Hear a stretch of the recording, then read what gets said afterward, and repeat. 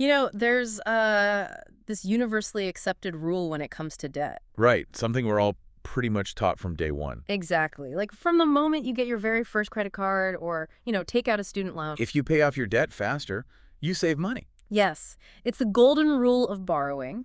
You crush the principal, you avoid the interest, and, well, you basically win the financial game. Yeah, that's how it's supposed to work. But imagine a massive, multi-billion-dollar lending ecosystem where that rule is just completely flipped on its head. Which sounds totally backwards. It really does. It's a system where paying off your debt faster actually makes the money significantly more expensive. Yeah, in terms of its effective annual rate, for sure.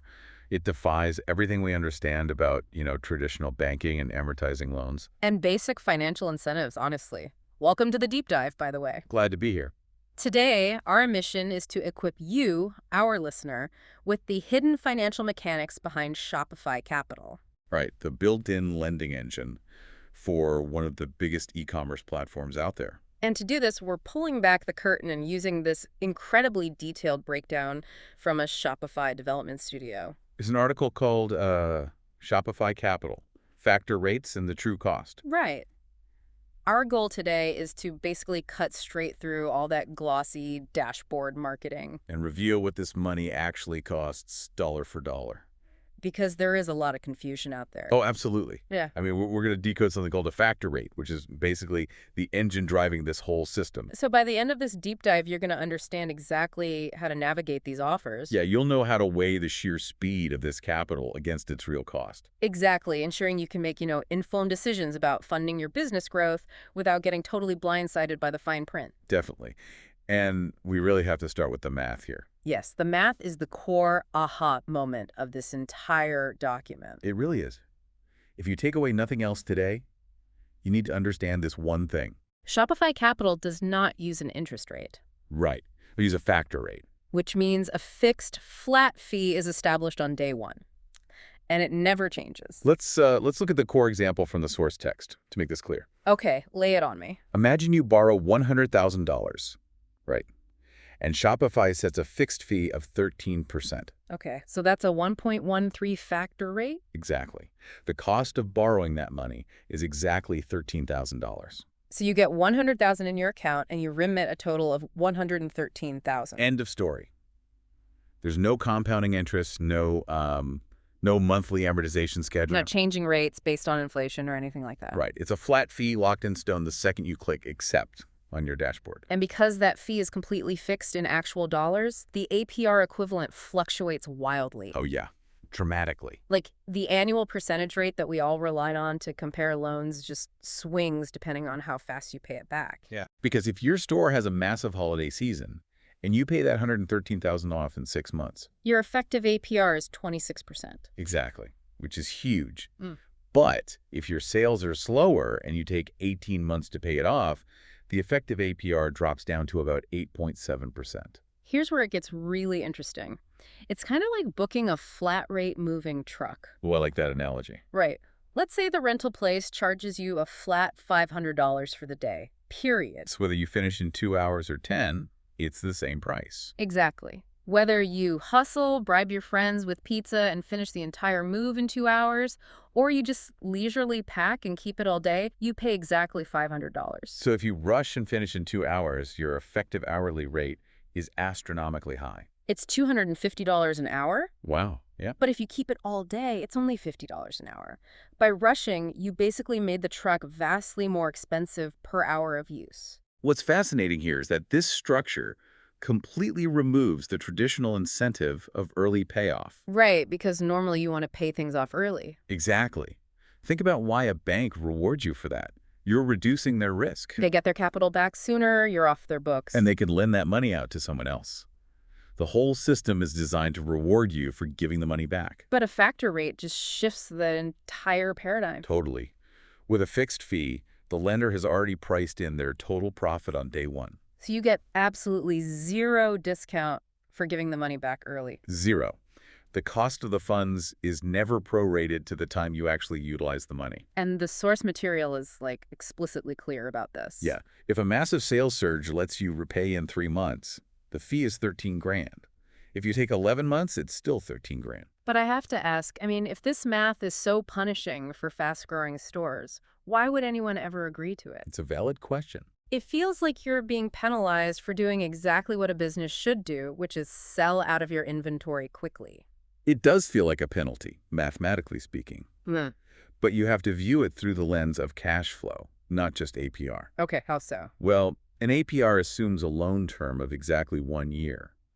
But e-commerce moves much, much faster than that. That's true. It's all about quick turns. Right.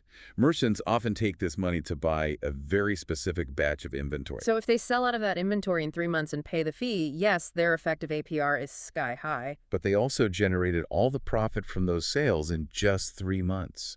And they are now free to take another advance and do it all over again. Ah, so they aren't looking at the annualized rate at all. No, they're looking at the gross profit margin of the goods they are buying with that specific advance. Which means this entire flat fee structure relies on your store generating a constant, predictable stream of revenue. Exactly. And because of that, I mean, Shopify doesn't just hand this money out to anyone who spins up a domain name and throws up a logo. Oh, definitely not. There is a serious VIP club mentality happening here. Right. First off, you can't just fill out an application. It's strictly invitation only. The gatekeeping is very real. Yeah. And it has to be, right? Because they're lending this money without asking for a personal guarantee. No traditional collateral at all. No house, no car. Just your past sales data.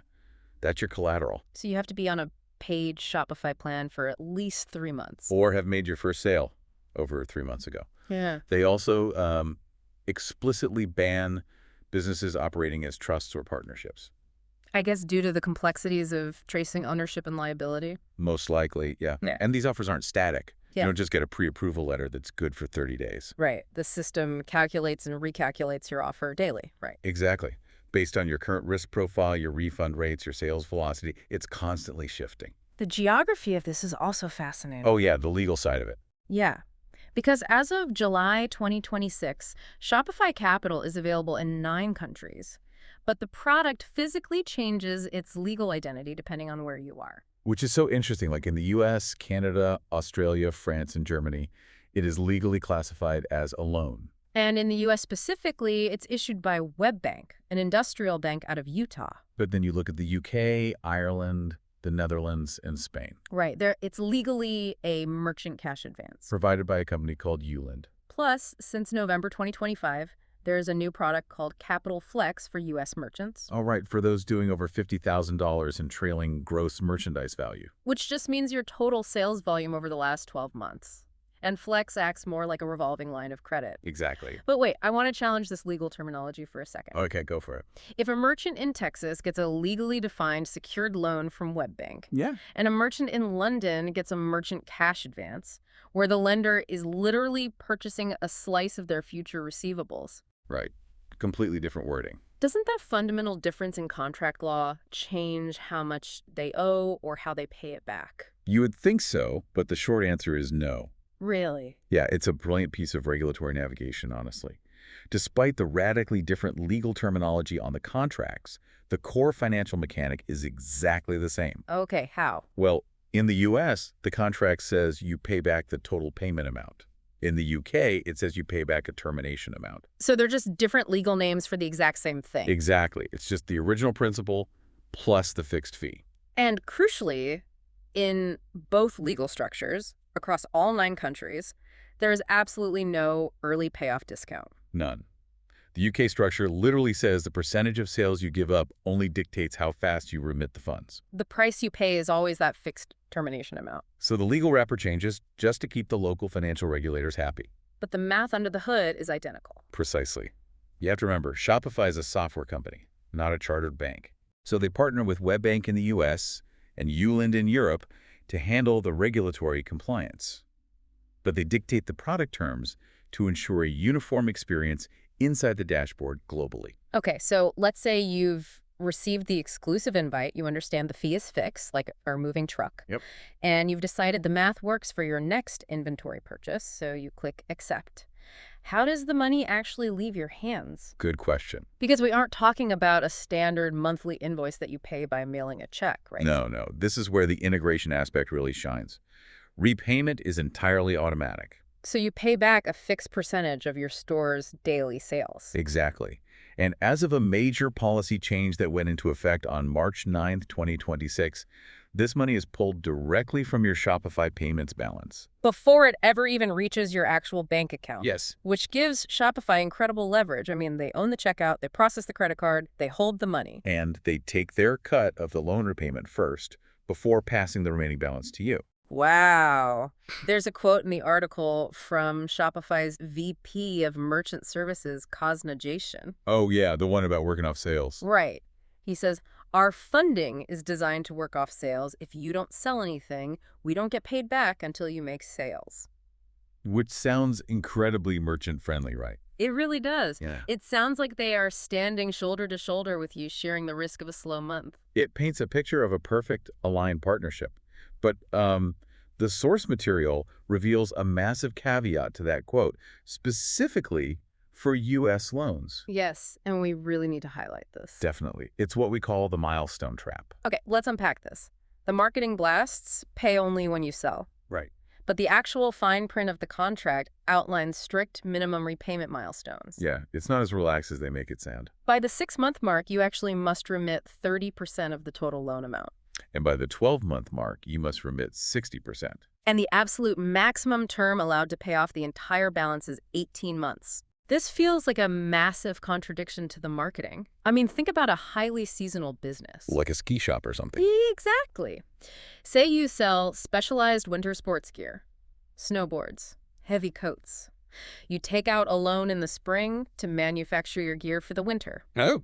If you have a terrible dead off season during the summer where you literally make zero sales, you are not off the hook. No, Shopify isn't just going to wait patiently for winter.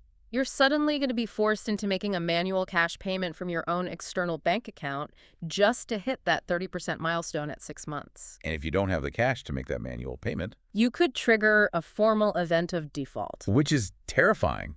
For a business hosted entirely on Shopify, defaulting on Shopify Capital sounds like an existential threat. Oh, absolutely. If we connect this to the bigger picture, it really exposes the inherent friction here. Between, like, the tech side and the retail side. Exactly. Between a tech company's desire to offer automated, frictionless lending and the harsh, unpredictable realities of retail. Shopify wants to use their software to automate the risk assessment and automate the collection.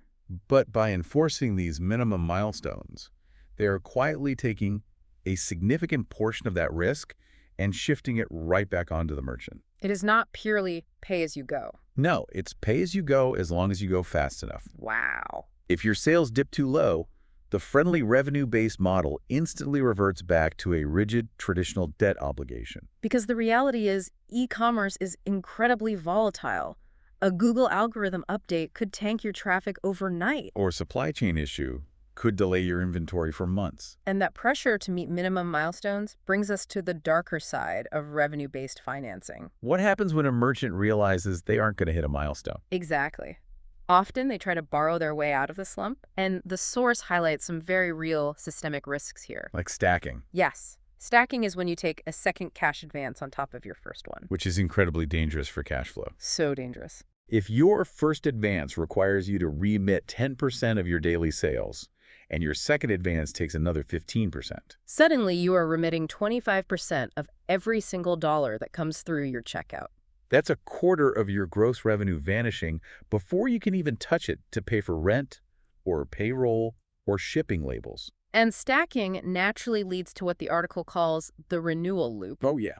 The data shows that Shopify will often offer you a brand new loan when your current loan is only about 65% repaid. It's a highly effective strategy for generating continuous fee revenue for the platform. But for merchant. For the merchant, continually rolling one advance into the next means you're keeping yourself permanently financed. You never actually clear your debt. Right, you just keep paying a fixed fee premium on your own cash flow month after month, year after year. And it is a steep premium. Let's look at the broader market for a second.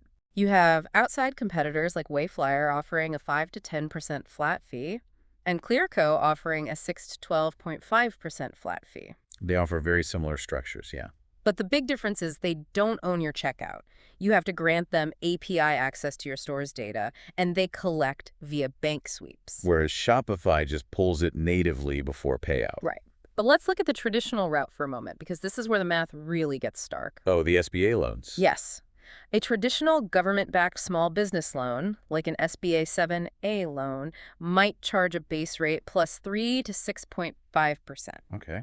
The article notes that with the U.S. prime rate at 6.75% as of July 14, 2026, a traditional bank loan is vastly, overwhelmingly cheaper than the 26% APR equivalent of a fast repaid Shopify advance. It really is. So what does this all mean? Honestly, I have to push back on this entire model. How so? A 26% APR borders on credit card rates. Some might even call it predatory for a small business. I can see why you'd say that. If a traditional bank loan is mathematically so much cheaper, why on earth has Shopify funded over $4.3 billion this way? Why are thousands of rational, intelligent business owners actively choosing to take the far more expensive money? It's a totally fair criticism, and the APR is undeniably high. But you have to look at what you're actually purchasing here. Which is? You are not just paying for capital. You are paying for time, and you're paying for the lack of collateral. Okay. Have you ever applied for a traditional SBA loan? I can't say I have. It is a grueling, exhausting process. It requires weeks, often months, of paperwork. Just a huge time sink. Yes, you have to provide multi-year business plans, undergo deep personal background checks, and most importantly, pledge physical collateral. Like your house. Exactly. Yeah. The bank often wants a lien on your house or your commercial real estate. Mm. Shopify Capital, on the other hand, takes days. Sometimes it's almost instant, right? Yeah, in many cases, the money is available in your account almost instantly upon clicking Accept. Because their algorithm has already done the underwriting continuously in the background. Based on your store's real-time data, exactly. So when an e-commerce merchant has an opportunity to buy a container of deeply discounted inventory right now, Or, scale a highly profitable ad campaign today because a TikTok video went viral. they cannot afford to wait 2 months for a loan officer to review a PDF of their business plan. Exactly. The opportunity will be gone. The high APR is the premium you pay for frictionless speed and keeping your personal assets out of the crosshairs. Okay, that makes sense. The cost of a missed opportunity can often be higher than a 13% fixed fee. Definitely. So because the cost of rolling one loan into another is so punishing, you cannot afford to take this money blindly just because it's available. No, you need a strict set of rules to know exactly when to click Accept and when to walk away. Let's build a mental checklist then. A gonna-go decision matrix for you, the listener, based on the source text. I love this. Let's run some hypothetical scenarios. Scenario 1. I'm a merchant. I just had a terrible summer quarter, my warehouse rent went up, and I am bleeding cash. Should I take the loan to cover my payroll and keep the lights on? Absolutely not. That is a hard pass. Right. You never use high-cost, fast capital to plug a sinking ship or cover past losses. Because if your sales are flat or declining, you won't be able to handle the daily drain on your revenue. And you will almost certainly trigger those hidden minimum payment milestones. Taking an advance to cover operational losses just accelerates the death spiral.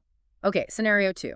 I'm a merchant, it's October, and my supplier in China says if I wire them money this week, I can get a bulk order of my best-selling product on a ship in time for the holiday rush. That is exactly when you take it. Yeah. Yes. You take Shopify Capital when you need funds in a matter of days for an investment with a clear, near-term, measurable return. Like buying inventory for a known holiday rush. Or pouring gas on a marketing campaign that is currently highly profitable. Yeah. And crucially, your overall sales velocity must be strong enough to comfortably absorb that daily remittance percentage without starving your day-to-day operations. And obviously, if you have the luxury of time, say you are planning an expansion for next year. Then you pass on the fast money, you do the paperwork, and you wait the few weeks for the much cheaper SBA loan. But the article points out an ultimate alternative here, which is the most powerful option of all. Just funding. Yes.